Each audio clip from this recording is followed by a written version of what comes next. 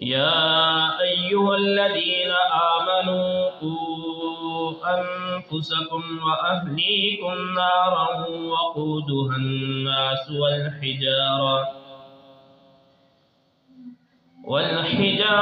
عليها ملائكة غلاظ شداد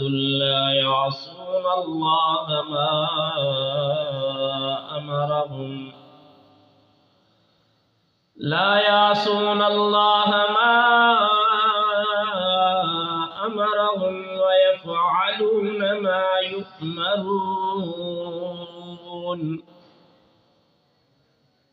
آمنت بالله صدق الله مولانا العظيم وصدق رسوله النبي الأمي الهاشمي الكريم ونحن على ذلك لمن الشاهدين والشاكرين والحمد لله رب العالمين. برادران اسلام، میں نے آپ کے سامنے قرآن مجید فرقان حمید کی ایک آیت مبارکہ تلاوت کی ہے۔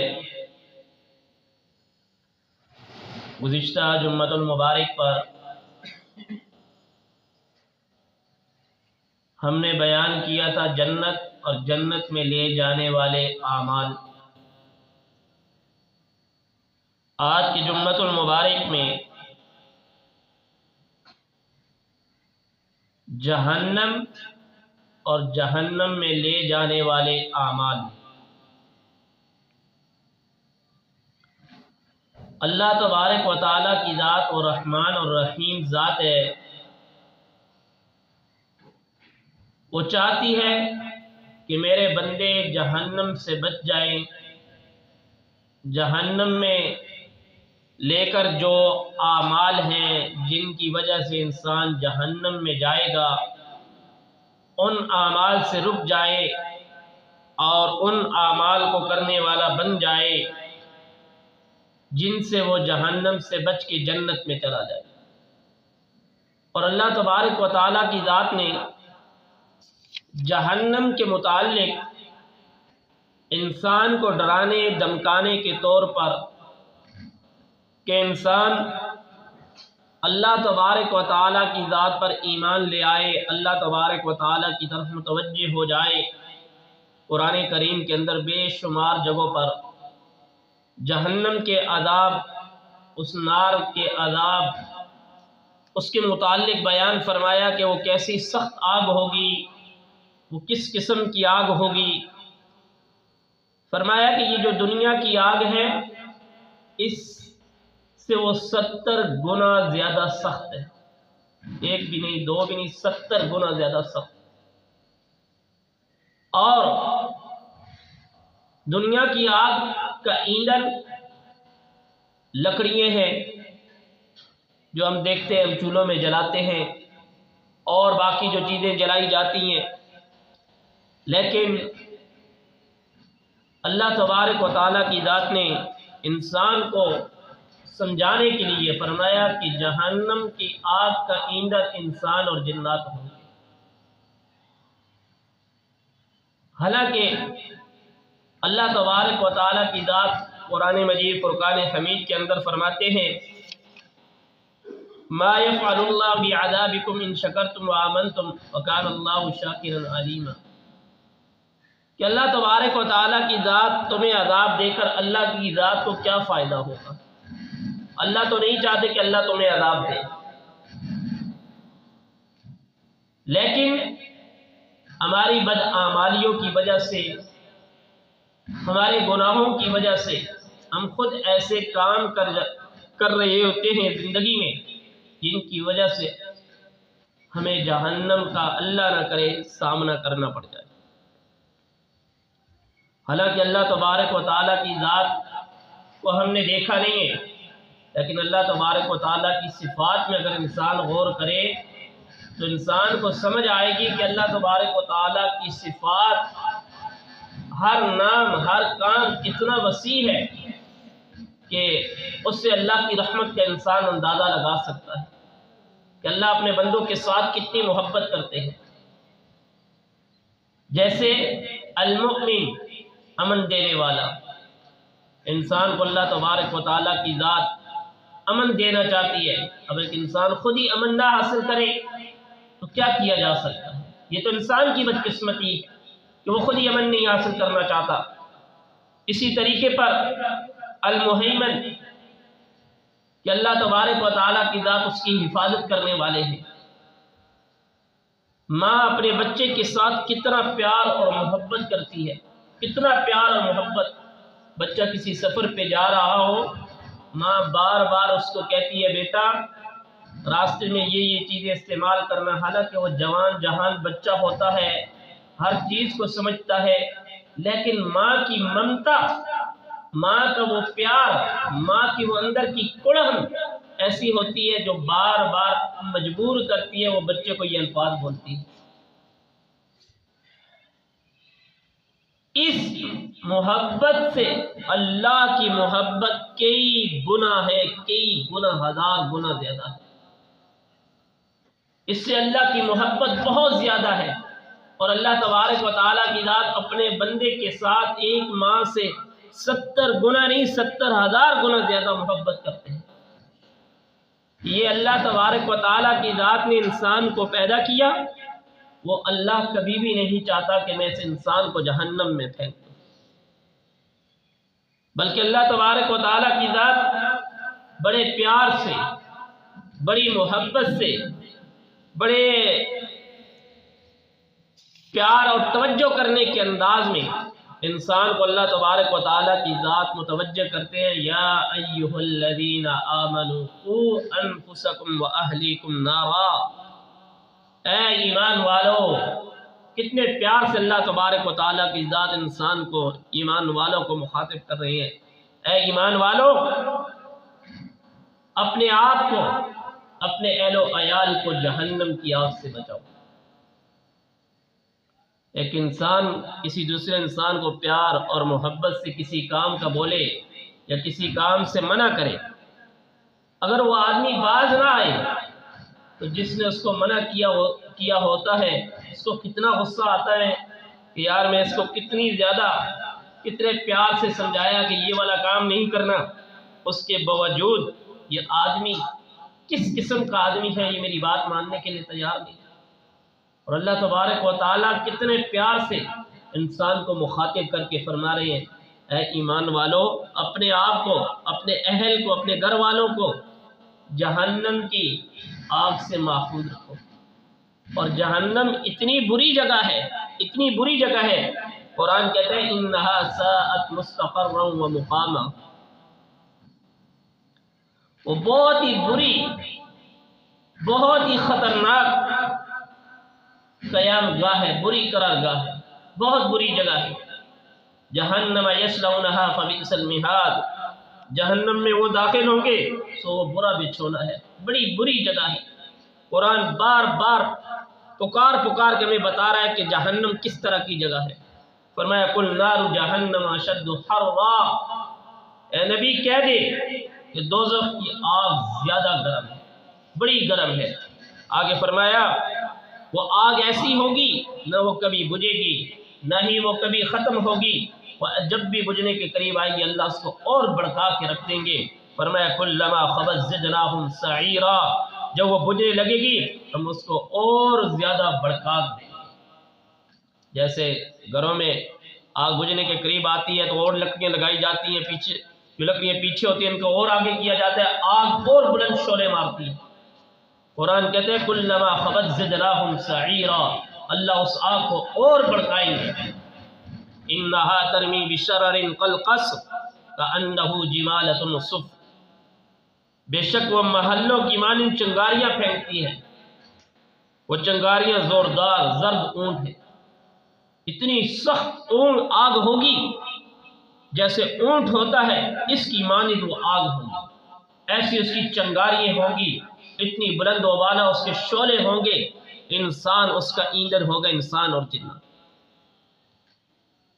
کلا انہا لظی نزاعۃ للشوی تدعو من ادبر تولی.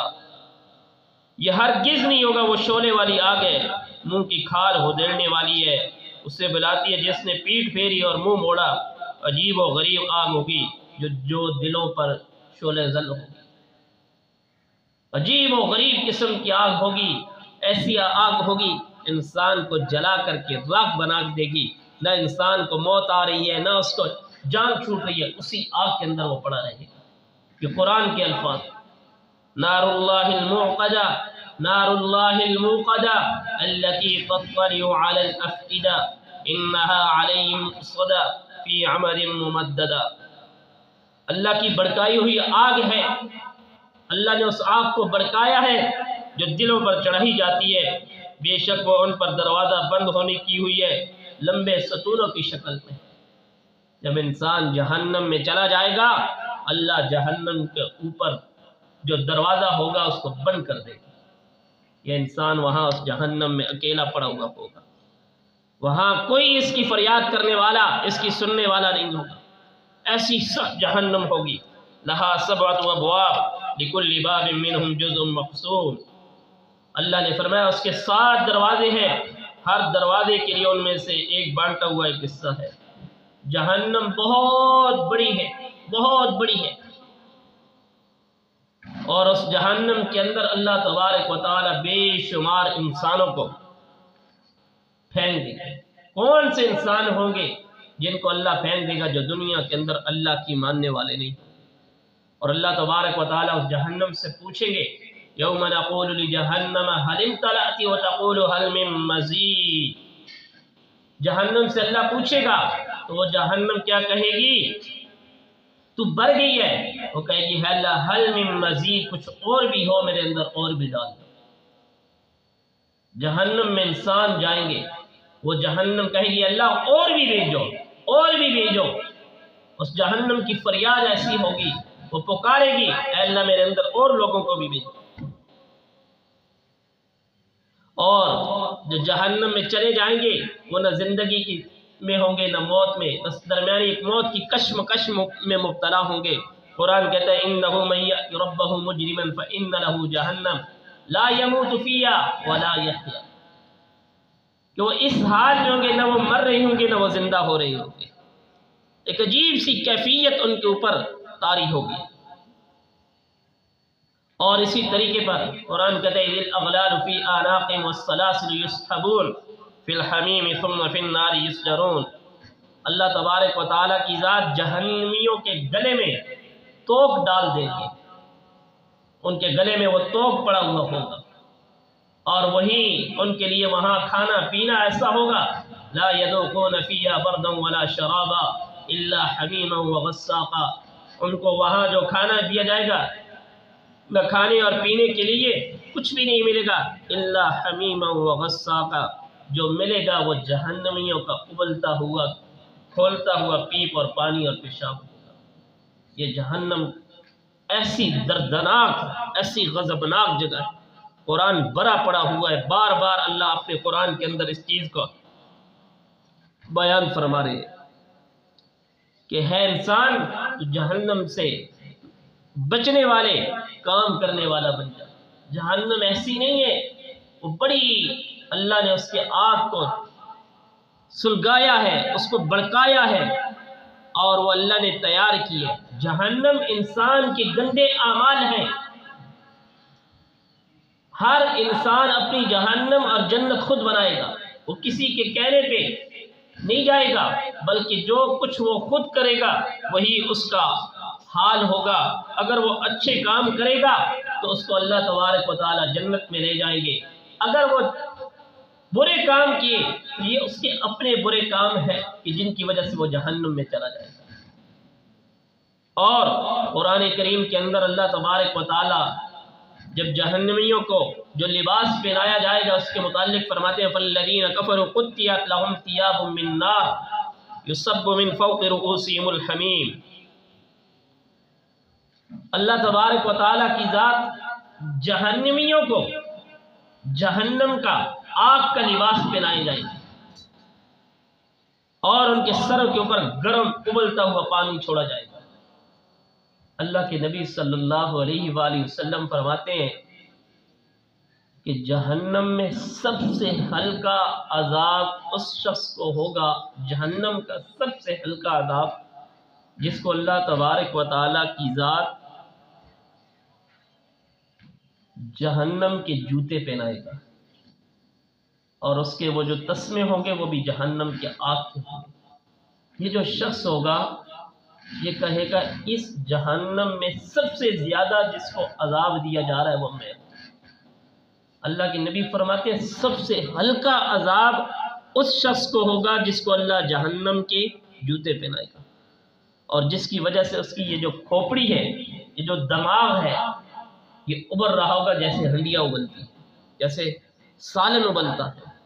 میرے محترم دوستو، اللہ کے محبوب فرماتے ہیں یہ سب سے ہلکا عذاب ہے، اور جس کو سب سے زیادہ عذاب دیا جا رہا ہوگا اس کا کیا حشر ہوگا، اس کا کیا وہاں پہ کیا صورتحال ہوگی، اس کے لیے وہاں کے لیے کیا کچھ ہوگا، کتنی کیسی بری جگہ ہوگی، کتنا سخت مقام ہوگا، وہ انسان وہاں پہ کس حال میں رہ رہا ہوگا۔